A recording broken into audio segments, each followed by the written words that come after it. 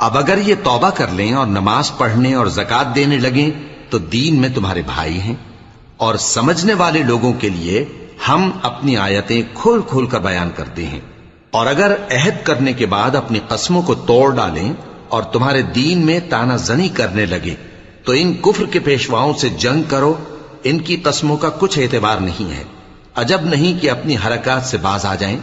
بھلا تم ایسے لوگوں سے کیوں نہ لڑو جنہوں نے اپنی قسموں کو توڑ ڈالا اور پیغمبر کو وطن سے نکالنے کا ارادہ کر لیا، اور انہوں نے تم سے عہد شکنی کی ابتدا کی۔ کیا تم ایسے لوگوں سے ڈرتے ہو؟ سو ڈرنے کے لائق تو اللہ ہے اگر تم ایمان والے ہو۔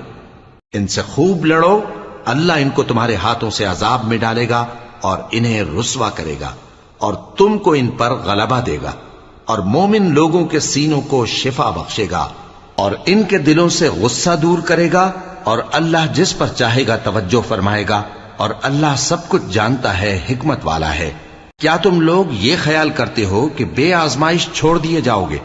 اور ابھی تو اللہ نے تم میں سے ایسے لوگوں کو پرکھا ہی نہیں جنہوں نے جہاد کیا، اور اللہ اور اس کے رسول اور مومنوں کے سوا کسی کو دلی دوست نہیں بنایا، اور اللہ تمہارے سب کاموں سے واقف ہے۔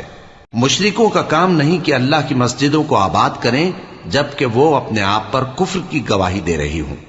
ان لوگوں کے سب اعمال بیکار ہیں اور وہ ہمیشہ دوزخ میں رہیں گے۔ اللہ کی مسجدوں کو تو وہ لوگ آباد کرتے ہیں جو اللہ پر اور روز قیامت پر ایمان لاتے اور نماز پڑھتے اور زکات دیتی ہیں، اور اللہ کے سوا کسی سے نہیں ڈرتے۔ یہی لوگ امید ہے کہ ہدایت یافتہ لوگوں میں سے ہوں۔ کیا تم نے حاجیوں کو پانی پلانا اور مسجد حرام یعنی خانہ کعبہ کو آباد کرنا اس شخص کے اعمال جیسا خیال کیا ہے جو اللہ اور روز آخر پر ایمان رکھتا ہے اور اللہ کی راہ میں جہاد کرتا ہے؟ یہ لوگ اللہ کے نزدیک برابر نہیں ہیں، اور اللہ ظالم لوگوں کو ہدایت نہیں دیا کرتا۔ جو لوگ ایمان لائے اور وطن چھوڑ گئے اور اللہ کی راہ میں مال اور جان سے جہاد کرتے رہے، اللہ کے ہاں ان کے درجات بہت بڑے ہیں، اور وہی مراد کو پہنچنے والے ہیں۔